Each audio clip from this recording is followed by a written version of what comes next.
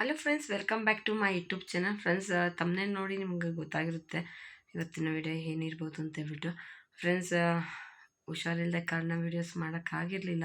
ಇನ್ನೇನು 10 ಡೇಸ್ ಆಯಿತು ನನಗೆ ಹುಷಾರಿಲ್ಲದೆ. ಹಾಗೆ ಇವಾಗ ಏನಾಗಿದೆ ಅಂತ ಗೊತ್ತಿಲ್ಲ, ಎಲ್ಲರಿಗೂ ಫೀವರು ಮತ್ತು ಕೋಲ್ಡು, ಕೆಮ್ಮು, ಈ ಥರ ಸುಸ್ತು ಈ ಥರ ಆಗೋಕ್ಕೆ ಸ್ಟಾರ್ಟ್, ವೈರಸ್ ಫೀವರ್ ಅಂತ ಹೇಳ್ಬಿಟ್ಟು ಹೋಗಿ ಬ್ಲಡ್ ಟೆಸ್ಟ್ ಎಲ್ಲ ಮಾಡಿಸ್ಕೊಂಡು ಬಂದೆ. ಏನು ನಾರ್ಮಲ್ ಫೀವರ್ ಅಂತ ಹೇಳಿದ್ರು. ಆದರೆ ತುಂಬಾ ಸುಸ್ತು ಮತ್ತು ಏನೂ ಮಾಡೋಕ್ಕಾಗ್ತಾಯಿಲ್ಲ. ಯಾಕಂದರೆ ನೋಡ್ತಾ ಇರ್ಬೋದು ವಾಯ್ಸ್ ಯಾವ ಥರ ಆಗಿದೆ ಅಂತ ಹೇಳ್ಬಿಟ್ಟು. ಇನ್ನೇನು 10 ಡೇಸ್ ಆಗಿದೆ. 10 ಡೇಸಿಂದ ಹಾಸ್ಪಿಟಲ್ಗೆ ಹೋಗ್ತಾಯಿದ್ದೀನಿ, ಬರ್ತಾಯಿದ್ದೀನಿ. ಸಿಕ್ಕಾಪಟ್ಟೆ ವಾಯ್ಸ್ ಅಂತೂ ಫುಲ್ಲು ಕೆಟ್ಟೋಗ್ಬಿಡ್ತು, ಮಾತಾಡೋಕ್ಕೆ ಕೂಡ ಆಗ್ತಾ ಇರಲಿಲ್ಲ. ಮತ್ತು ಹಾಸ್ಪಿಟಲ್ಗೆ ಹೋಗಿ ಬಂದಿರೋಂಥ ವಿಡಿಯೋ ಸ್ವಲ್ಪ ಕ್ಲಿಪ್ಪಿಂಗ್ ಇದೆ, ಅದನ್ನು ಕೂಡ ಇದರಲ್ಲಿ ಆ್ಯಡ್ ಮಾಡ್ತೀನಿ. ಯಾರೆಲ್ಲ ನನ್ನ ಚಾನಲ್ ನೋಡ್ತಾ ಇದ್ದೀರಾ ಪ್ಲೀಸ್ ಸಬ್ಸ್ಕ್ರೈಬ್ ಮಾಡ್ಕೊಂಡು ನೋಡಿ, ಹಾಗೆ ಹೆಚ್ಚೆಚ್ಚು ಸಪೋರ್ಟ್ ಮಾಡಿ ಅಂತ ಹೇಳೋಕ್ಕೆ ಇಷ್ಟಪಡ್ತೀನಿ. ಇನ್ನೇನು 1 ಇಯರ್ ಆಗ್ತಾ ಬಂತು. ಖಂಡಿತ ಸಬ್ಸ್ಕ್ರೈಬರ್ ತುಂಬ ಸ್ಲೋ ಇದೆ, ಪಟ ಅಂತೇಳಿ ಸಬ್ಸ್ಕ್ರೈಬ್ ಆಗಿ, ಹಾಗೆಯೇ ಹಾಕೋಂಥ ವಿಡಿಯೋನ ಪೂರ್ತಿ ವಿಡಿಯೋ ನೋಡಿ ಅಂತ ಹೇಳೋಕ್ಕೆ ಇಷ್ಟಪಡ್ತೀನಿ. ಇವತ್ತು ಸ್ಮಾಲ್ ವಿಡಿಯೋ ನಿಮ್ಮೊಂದಿಗೆ ಶೇರ್ ಮಾಡ್ಕೊಳ್ಳೋಣ ಅಂತ ಹೇಳ್ಬಿಟ್ಟು ಇವತ್ತಿನ ವಿಡಿಯೋ ಸ್ಟಾರ್ಟ್ ಮಾಡಿದ್ದೀನಿ. ಯಾಕಂತಂದರೆ ತುಂಬ ಏನು ಲೆಂತಿ ವಿಡಿಯೋ ಎಲ್ಲ ಏನೂ ಮಾಡ್ತಾಯಿಲ್ಲ, ಶಾರ್ಟಾಗಿ ಇವತ್ತು ಚಿಕ್ಕದ ಒಂದು ವಿಡಿಯೋ ಮಾಡಿ ನಿಮಗೆ ಅಪ್ಡೇಟ್ ಕೊಡ್ತಾಯಿದ್ದೀನಿ. ಏಕೆ ವಿಡಿಯೋಸ್ ಮಾಡಲಿಲ್ಲ ಇಷ್ಟು ದಿವಸ ಆದರೂ ಅಂತ ಹೇಳ್ಬಿಟ್ಟು. ತುಂಬಾ ಹುಷಾರಿಲ್ಲದ ಕಾರಣ ಮಾಡೋಕ್ಕಾಗಿರಲಿಲ್ಲ. ಇನ್ನೇನು ತುಂಬ ವೀಡಿಯೋಸ್ ಆಗಿ ಪೆಂಡಿಂಗ್ ಇದು ಹೋಗ್ಬಿಟ್ಟಿದೆ. ಆ ವೀಡಿಯೋಸ್ನೆಲ್ಲ ಖಂಡಿತ ಇನ್ನೇನು ಹುಷಾರಾಗ್ತಾ ನೆಕ್ಸ್ಟ್ ಎಲ್ಲ ವೀಡಿಯೋಸ್ ಬರುತ್ತೆ, ನೋಡಿ ಹೆಚ್ಚೆಚ್ಚು ಸಪೋರ್ಟ್ ಮಾಡಿ.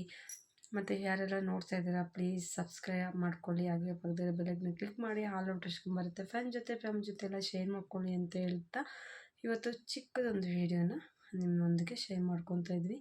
ಹಾಗೆ ಹಾಸ್ಪಿಟಲ್ ವೀಡಿಯೋ ಸ್ವಲ್ಪ ಇದೆ, ಅದನ್ನು ಕೂಡ ಇದರಲ್ಲಿ ಆ್ಯಡ್ ಮಾಡ್ತೀನಿ ನೋಡಿ.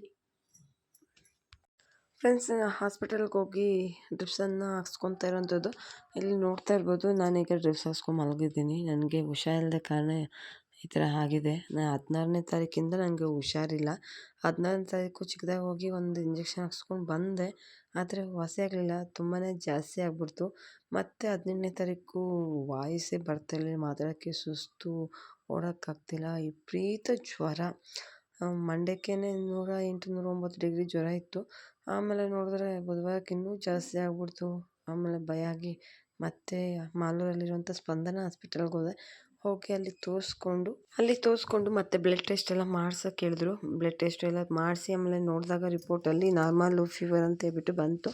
ಏನು ಬೇರೆ ಥರ ಏನು ಡೆಂಗ್ಯೂ ಆಗಿರಲಿ, ಟೈಫಾಯ್ಡ್ ಆ ಥರ ಏನೂ ಇಲ್ಲ, ಮಾಮೂಲಿ ನಾರ್ಮಲ್ ಜ್ವರ ಅಂತ ಹೇಳ್ಬಿಟ್ಟು ಹೇಳಿದ್ರು. ಆಗ ತೋರಿಸ್ಕೊಂಡು ಡ್ರಿಪ್ಸ್ ಹಾಕ್ಸ್ಕೊಂಡು ಆ ಸುಸ್ತಿಗೆ ಎಲ್ಲನೂ ಬಂದೆ. ಮನೆಗೆ ಬರೋಕ್ಕೆ ತುಂಬಾ ಲೇಟ್ ಆಯಿತು.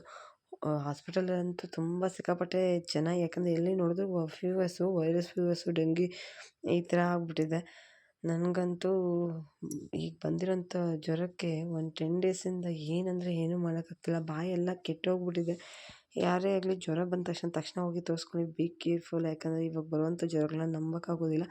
ಎಲ್ಲರೂ ಬಿಸಿನೀರು ಕುಡೀರಿ, ಹಾಗೆ ಕಷಾಯ ಮಾಡಿ ಕುಡೀರಿ ಈ ಥರ ಕೆಮ್ಮು ನೆಗಡಿ ಬಂದವಾಗ.